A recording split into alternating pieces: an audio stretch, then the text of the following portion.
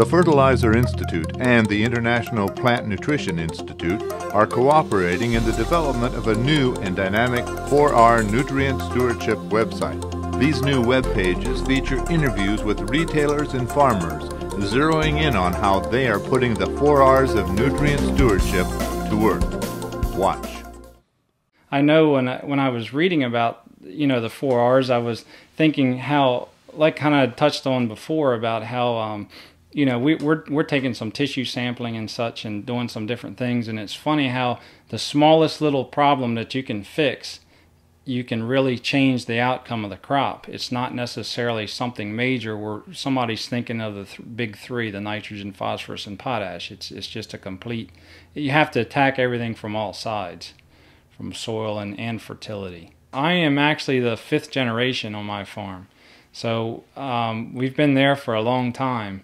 I hadn't incorporated the 4R technology or terminology into my into my planning because I'd never really heard about it. I mean, we've always tried to keep, apply the right rate at the right time and using the right source. So what's the other one? What did I miss? The right place. Well, when you're applying it in the drip irrigation tube that's 6 inches from the roots, I mean, you can't get any closer than that. Instead of the duck leading us, we've started leading the duck. Once you get behind in a vegetable crop, you got 80 days to make a crop. You don't have 10 days to lose your peak nutrient demand time and not supply. We're not doing it necessarily because it's politically correct. We're doing it because it actually makes sense for us to do it. It saves us money, and we can do a better job with less.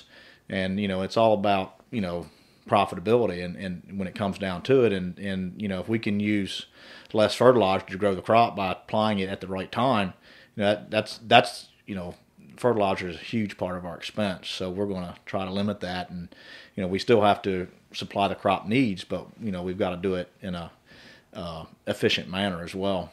The average grower in his lifetime is going to get a chance to plant 50 to 60 crops.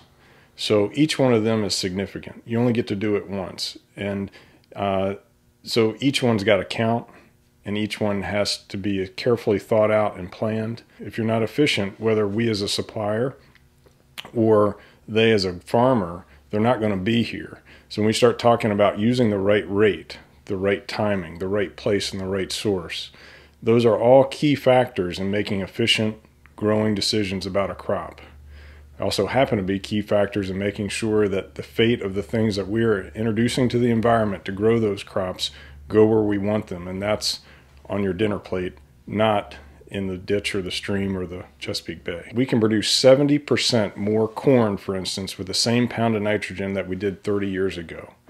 Think about what would happen if we converted those numbers to a miles per gallon ratio of efficiency on cars, for instance, to the environment. We have got an incredible story to tell, and one that, as I look towards the future, is actually brighter and more exciting than it's ever been. How do we get that message to the consumer? And I think it's through things like the 4R Nutrient Stewardship Program that just help people identify that, not only do I have bountiful, inexpensive food, but because it's grown right here in the good old USA, that we can identify and be assured that it's grown in a way that's environmentally sensitive and is secure and safe. And that speaks volumes about our industry and the things that we have to talk about, and just helping people make that connection that the decision farmers make every day are ones that support and help ensure a safe food supply. Watch for more information about the release of this new website.